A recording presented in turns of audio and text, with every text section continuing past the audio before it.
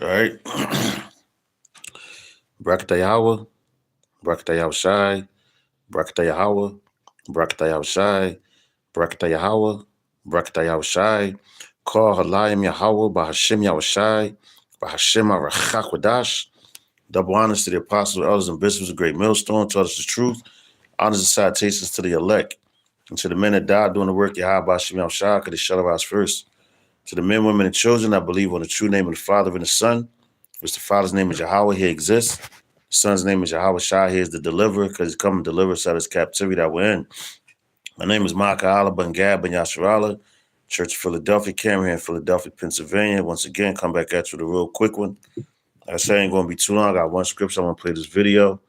It's going into, it says, Macron vows, it's the, the leader of France, which France is a part of the NATO. All right, and also, what's that? When you go into the sign, you got France. They was a part of what? 7 heads and the 10 horns. All right. So it says Macron vows nuclear arsenal boosts as Europe turns to nukes amid rising global threats. All right, it says Europe is ramping up its nuclear defenses as France expands its arsenal and Poland signals interest in closer nuclear coordination with allies. It says, I have decided to increase the numbers of warheads of our arsenal, French President Emmanuel Macron said Monday. All right, so this article is pretty new. That's all I'm going to read on that. I'm going to just play the video. Like I said, I got one scripture lined up. The video about 3 minutes long. So let's play that. Let's bring in senior correspondent Benjamin Hall. Ben, great to have you with us as always, and good to have you in New York. So welcome. You and I were talking in the break. What really stands out? You've covered this region for a long time. What stands out to you at this moment?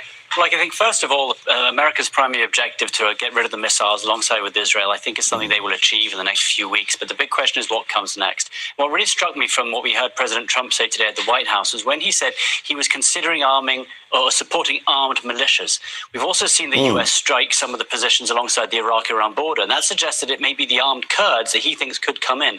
So that's already one potential look at what may come next. Now, there are mixed ideas about whether that's positive or not. One, yes, you need armed people to come in and perhaps overthrow the regime once the heads are gone, but it is also dangerous to get armed fighters in there. Do you perhaps lead to an insurgency if you do that? So, look, we are looking at the military operation at the moment. We know how successful it's been up to this point. But what comes next? And that still remains a big question as to what we'll see. Yeah, it's interesting. There's that pathway through which, if it's cleared, the Kurds could come through potentially. And as you and I talked about, we've called on the Kurds many times in the past for assistance in the region and have also kind of turned our backs on them at some crucial moments as well. So it'll be interesting to see where that goes. With regard to Starmer, the president lashed out at him again today. He is not happy with the prime minister of the UK. Here's what President Trump had to say. Watch this. I'm not happy with the UK either. That island that you read about, the lease, it's taken 3-4 days for us to work out where we can land there. It would have been much more convenient landing there as opposed to flying many extra hours. So we are very surprised. This is not Winston Churchill that we're dealing with.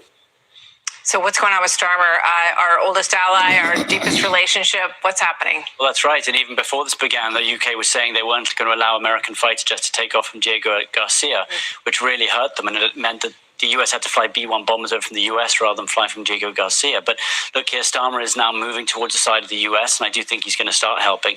Already they've been shooting down some drones after the British airbase in Cyprus was hit by a drone. So slowly they are coming on board. And the question is, they must have known they were going to come on board eventually. Why did they risk this at the beginning? And also the Germans, the French, Italians, they're also coming on board a little bit as well after a German military officer was hit as well. So I think slowly the Gulf states, European states, they're coming on board slowly. But President Trump will remember that they weren't by his side when this began. Absolutely. I mean, I'm just laughing, Ben, because I'm thinking about when they, sent troops to Greenland to protect Greenland against the United States, but they won't let us carry out an action with their help against the Iranian regime. So go figure. Ben, thank you very much. Great to have you with us. And follow Ben on Instagram because he's got a great children's book that just came out today, which is a nice diversion from everything that's going on in the world. So Ben, thank you, and good luck with that. Done. Hey, Shalom, Nakalaya, Bashin Sabrakta, my brother. I wasn't gonna make this real long. Gonna grab the scripture real quick. You saw it, and then you saw the nuke shoot off, right? So when I first saw that, and I saw that, they trying to step up their nuclear arsenal and all that. The scripture came to mind, Isaiah 9:5.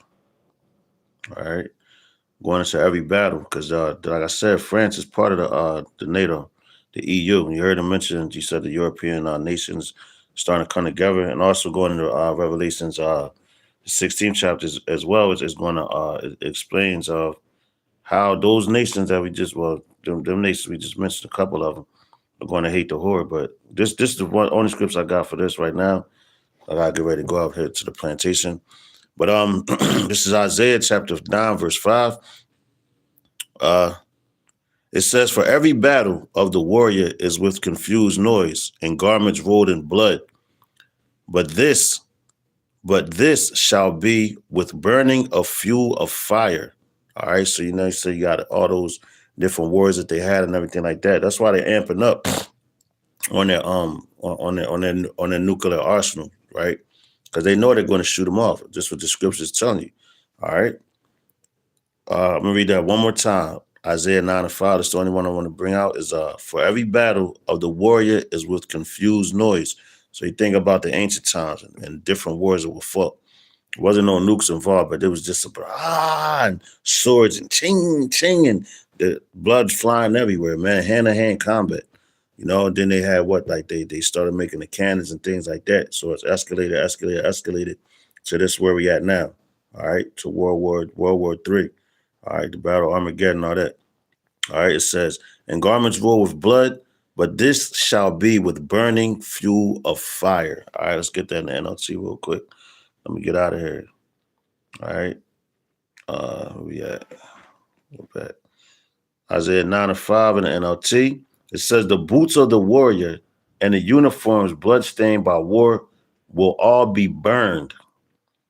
They will be fuel for the fire." Damn. That's a fact, man. Read that one more time. Isaiah 9:5 in the NLT. It says, "The boots of the warrior and the uniforms bloodstained by war will be burned. They will be fuel for the fire."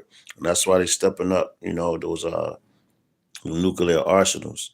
So hey, man, this thing is getting real intense, man. It's getting serious. That's what we want. So with that, like I said, it's going to be real quick. I'm going to give all praise, honor, and glory to Yahweh, Bahashem, Yahweh Shai, Bahashem, Arachakwadash, double honors to the apostles and bishops of Great Millstone, Shalom to the elect. So next lesson, Mawafa Baba Ball, Kwame Asherala. Stay up.